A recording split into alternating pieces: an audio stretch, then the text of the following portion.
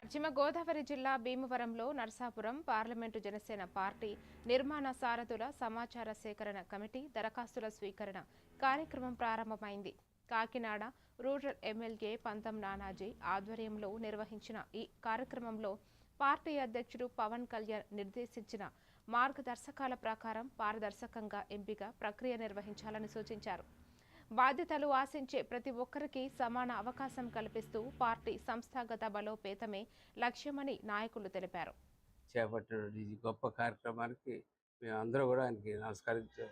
పవన్ కళ్యాణ్ గారు ఎంచుకున్న విధానం అయితే మటుకు మా అందరికీ కూడా ప్రతి ఒక్క నాయకుడికి ప్రతి పార్టీలో ఉన్న వాళ్ళందరికీ కూడా చాలా నచ్చే విధంగా మంచి విధానం అనుకున్నారు. ఎందుకంటే అనేక పార్టీల్లో దీర్ఘకాలిక రాజకీయాల్లో ఉన్న నాకులాంటి కొంచెం చెప్పగలుగుతాడు. అనేక పార్టీల్లో అనేక మంది రాజకీయాల్లో సక్సెస్ అయ్యే పర్సంటేజ్ చాలా తక్కువ ఉంటుంది. వాళ్ళకి న్యాయం జరగాలనే ఉద్దేశంతో ఇవాళ ఈ చక్కటి కార్యక్రమం ఇవాళ 6 సాధకుల నుంచి ఒక ముగ్గురిని, అలాగే పార్టీకి ఫస్ట్ నుంచి కనపడుతున్నటువంటి సీనియర్ నాయకులు ఒక ముగ్గురిని, అలాగే 22 మంది ఒక పార్లమెంటరీ అబ్జర్వర్స్ టీం కింద పెట్టడం జరిగింది.